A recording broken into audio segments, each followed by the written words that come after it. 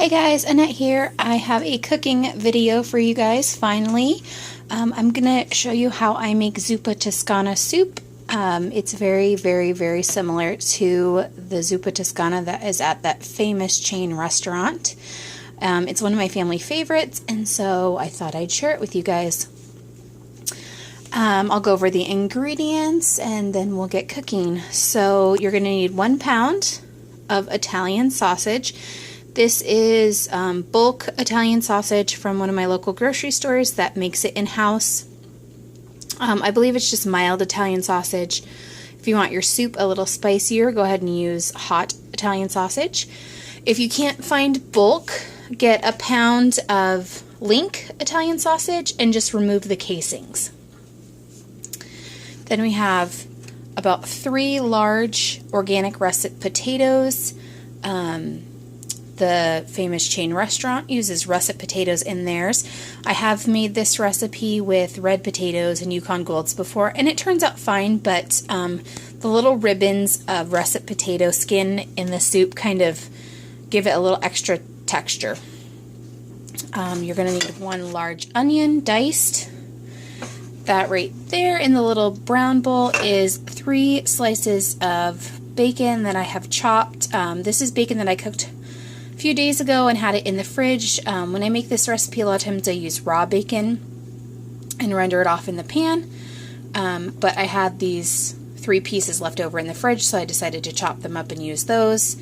You need about 3 to 5 depending. These were really thick cut bacon, so I only needed 3, but sometimes I use up to 5 if it's kind of thin bacon. There are 4 Knorr chicken bouillon cubes in there. I find that the Knorr chicken bouillon cubes make this soup taste more like the one at the restaurant. If you have a different style or want to use better than bouillon, that's fine also. I just like these for this soup. They do have some MSG in them, so if that bothers you, don't buy these and get the better than bouillon. Or you could also use chicken broth. You can use home canned or store-bought in the carton, and you're going to need about 2.5 quarts. I'm going to start with 10 cups of water, so that's 2.5 quarts. And this bouillon reconstituted would actually only make 8 cups, even though I'm going to use 10 cups of water. But it's pretty salty, and I am going to use the bacon and the sausage, and so I don't want my soup to be overly salty. I can always add another bouillon cube or some salt and pepper if it needs a little bit more salt later. There's about 1 tablespoon of prepared garlic, probably 3 or 4 cloves chopped, and then in this little bowl back here there is about a 1/2 teaspoon of red pepper flake, 1/2 teaspoon of I'm using Penzeys pasta sprinkle, but it's basically just an Italian seasoning. A 1/2 teaspoon of onion powder and a 1/2 teaspoon of garlic powder. I think those just boost the flavor. Especially you do need that, unless you don't like any spice at all, use the red pepper flake. That's what makes it like the restaurant as well. And then because I'm using prepared bacon, I have a little bit of bacon grease left over in this container. I always save my bacon grease after I cook bacon and keep it in the fridge in a mason jar. So that's just the leftover that I have from a previous time. I also use that to cook like home fried potatoes and stuff like that. Bacon grease is awesome for stuff like that. It adds amazing flavor. So don't throw it away, save it. And then the last thing we're going to add, well, a couple of the last things we're going to add is some kale. I got this from my gleaning program. It's organic, already prepared kale, which is really nice. The thick ribs have been removed and it's been chopped. And that's what I'm going to use today. But if you wanted to, you could get a bunch of kale at the grocery store, and you would just need to remove the thick stems and slice it into ribbons. And then the last thing we're going to add to the pot is probably about 1.5 cups of cream, but that is in the fridge, and I will bring that out later because the rest of the stuff's going to cook for a while before we're going to need that. So I'm going to start by getting that in the pan and start to cook it down, and then I'll bring you guys back. So the sausage is starting to cook down. I have it over medium-high heat. I want to try and get a little color in the bottom of the pan. That adds flavor. I don't think that this sausage is going to render off very much fat because it's pretty lean since it's made in-house. I may turn the heat down in here just a little bit, but you want to get this nicely browned, and then I'll bring you back when it's all brown because we're going to take it out of the pan and set it to the side. I feel like if you leave the sausage in while you cook the soup, the sausage loses a lot of its flavor into the broth, and it ends up just tasting like ground pork in the broth. So I brown it up and I take it out of the pan and I leave it to the side. But as you can see, it's getting kind of brown in there. I'm going to go ahead and turn it down a little bit. Sorry about all the steam. And there's not going to be much fat in there, so I shouldn't have to drain this too much, if at all. If your sausage has more fat to it, you're going to have to drain at least some of that fat off, if not all of it, especially if you plan on using the drippings from your bacon, which give this soup a lot of flavor. I think sometimes people don't realize that there is bacon in this soup, but cooking down your veg in that bacon pieces and drippings really adds a lot of flavor. So I'll be back when this is all finished and we start on the vegetables. So there's our sausage removed from the pan. I didn't have to drain it at all. As you can see, there's hardly any fat on that sausage, which is really nice. It means you're really getting all the meat for your money. And this sausage happened to be on sale for $2.99 a pound, which is a great price. If you can find it for less than that, that's even better, but about $2.49, $2.99 a pound is about as cheap as I can get a good quality Italian sausage. So when I see it at that price, I pick it up. This recipe calls for a pound, like I said, but if you have really big meat eaters in your family, you can use a little bit more, like 1.5 pounds. If you don't like meat as much, you can use a little bit less. When I make this soup for my dad and my brothers, a lot of times I do about 1.5 pounds because they are big meat eaters. But the nice thing is that the kale, they pretty much don't even notice because it's just part of the soup, and it gets them to eat a really, really good green. Kale is really, really good for you, and if you can hide it, sort of, and you can get your family to eat it, all the better. The other thing I wanted to mention is that the potatoes, the kale, and the onion over there all came from my gleaning program. Actually, so did the bacon. We got some bacon in, and so this bacon did also come from my gleaning program, so a lot of this did. This is starting to get really dark, but I don't want it to burn, but it is just dark brown, so I want to go ahead and add in the onions. So all that color in there from the sausage and now the bacon, and I did use about a teaspoon, maybe 1.5 teaspoons of the bacon grease that I had left over in the fridge, and that's all that was left in that jar. And so I just went ahead and used that. If it happens to need a little bit more oil or something, I might add a little olive oil, but I don't think that it will. The juice from these onions should steam up that nice brown fond that's on the bottom of the pan. And in just a moment, I'll actually add the garlic as well and get this all cooking and rendering down a little bit. I'm just going to cook these until they're a little bit soft, and then I'm going to start adding the water and the bouillon cubes and the other seasonings. I think I can go ahead and add the garlic in there now. I think the pan's cooled down enough that the garlic won't burn.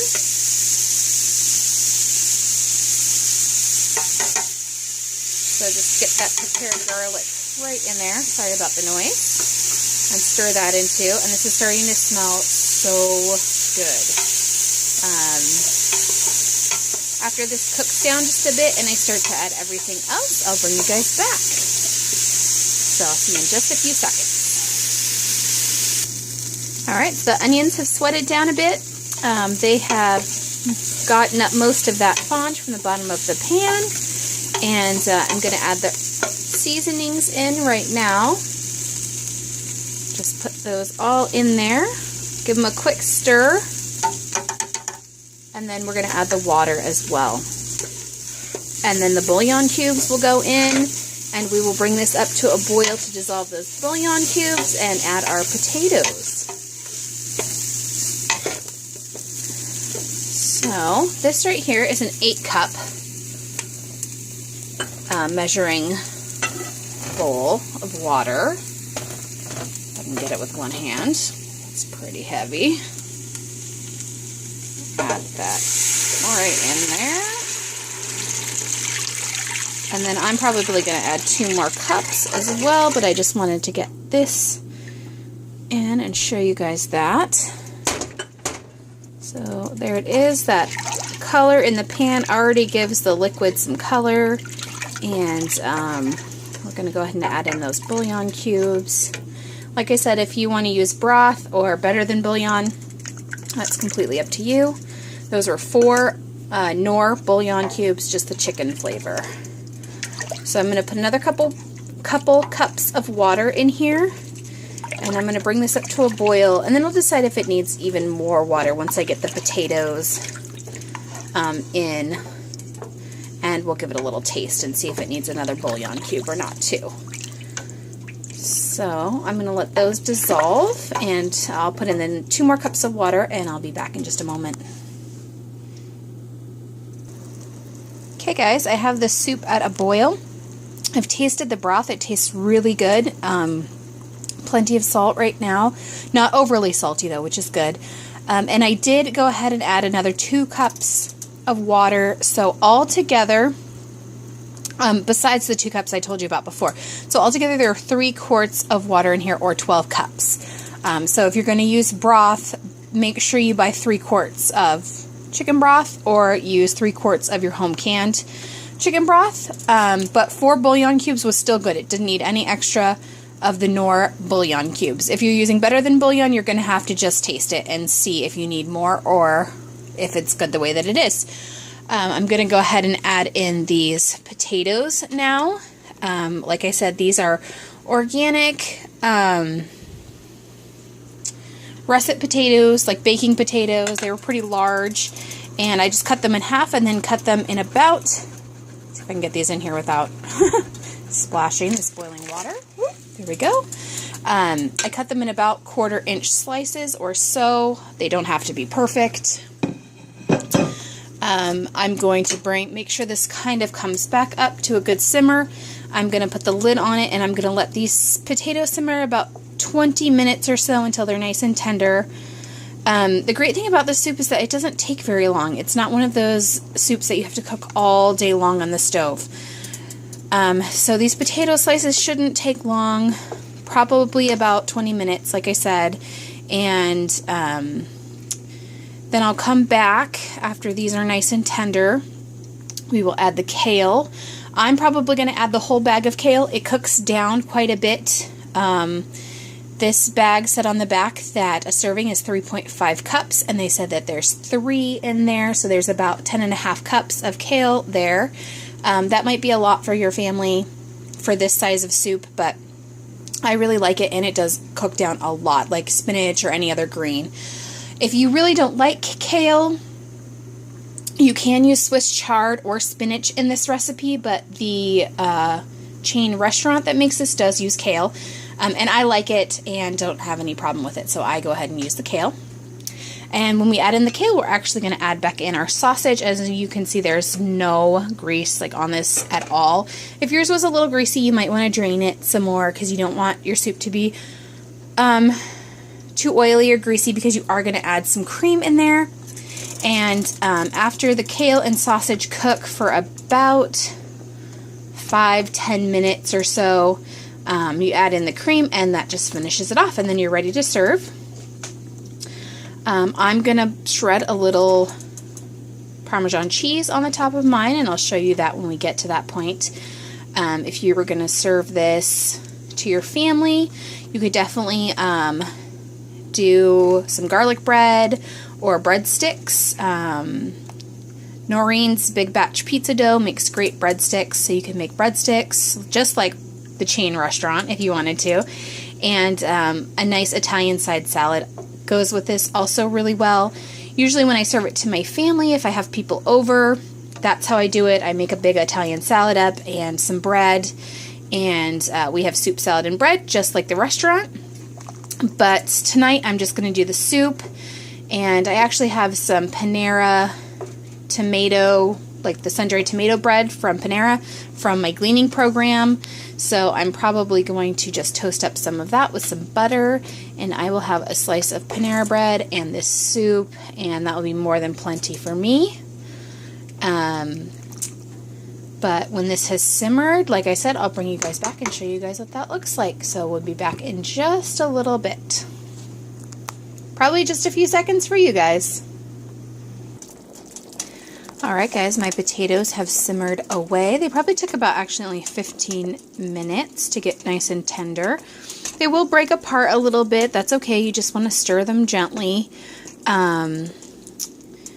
And now that those are tender, we're going to add back in our sausage, which is right here. Get it all in there.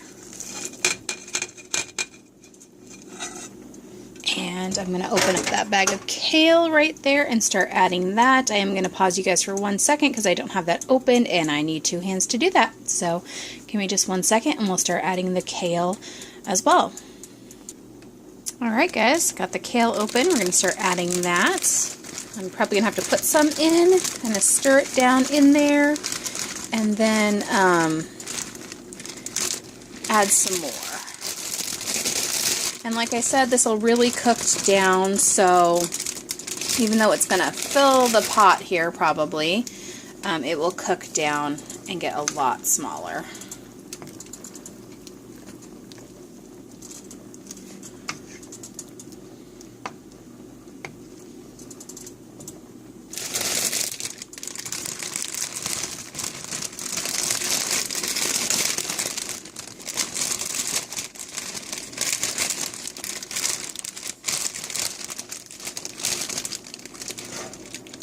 And I think some of it went behind the pan, which I'll have to get and put into the pot.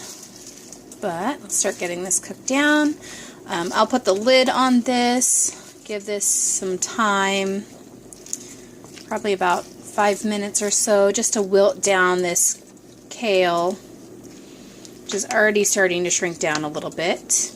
And so after this kale shrinks down a little and the sausage has heated through, I'll bring you guys back for the last step, which is putting in the cream and giving it a taste and making sure it doesn't need any additional seasonings. So I'm going to get those pieces that fell behind the pot and get them in and cook this for about 5 minutes, like I said, and I'll bring you guys back in just a second here. Okay, I've given this kale just a few minutes to wilt down. It's beautiful. It still has a little bit of texture to it, which is how I like it. Plus, you know, soup, I obviously won't eat this all in one day. So if the kale is a little on the tender crisp side when you eat it the first time, that's great, because obviously when you warm it up, it is going to cook further and get a little softer. The potatoes have broken down a little bit, which is fine. I kind of like it that way, with little chunks of potatoes and sausage and kale all mixed in there. And I have 1.5 cups of heavy cream. That's how big this measuring cup is. It's kind of an odd size, but it goes all the way up to the rim, and it's 1.5 cups. I also got the cream from my gleaning program. If you didn't want to use whipping cream or heavy cream, you could use half and half if you want to cut down on the calories just a little bit. And even though this ends up being a cream-based soup, it is a thin broth. It's not thick. You don't add any thickeners to it. The cream just gives it a nice velvety, kind of smooth texture, and a richness and a creaminess without being thick, which is actually kind of nice. I tasted this before putting the cream in. Plenty salty, didn't need any extra salt. The only thing mine did need was I like a little more heat than it had, so I added in an extra pinch of that red pepper flake. But this soup is done. You do not want to boil the cream. It can cause it to kind of separate. When you heat this up, just heat it up gently if you're eating it the next day. Microwaves pretty well. When I make it for my family, there's usually not much left. When I just have it for me, I definitely have leftovers. My work week starts soon, so I will be taking this with me to work probably for lunches as well. I've never frozen it, so I do not know if it freezes well or not. You cannot can it with the cream in, but if you wanted to make up the base and can it, all of those ingredients are safe to can.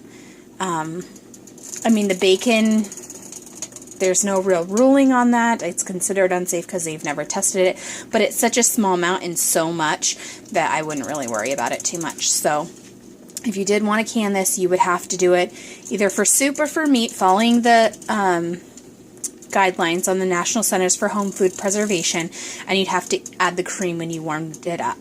Also, your potatoes and your kale would probably be pretty soft, but like I said, when you warm it up the next day or the day after that, they're all pretty soft anyway. I am going to put this in a bowl, show you guys what it looks like, top it off with a little Parmesan, and then I'm going to eat. So I'll be back when this is plated up so you can have your one last view. And so I'll see you in just a few seconds. Okay guys, there is my bowl of Zuppa Toscana, just like the popular restaurant. I just have a little piece of tomato herb bread, and I put some freshly grated Parmesan cheese on the top, which will melt right into the soup just like the restaurant. I'm going to give it a little taste just to make sure that it's perfect, which I'm sure that it is.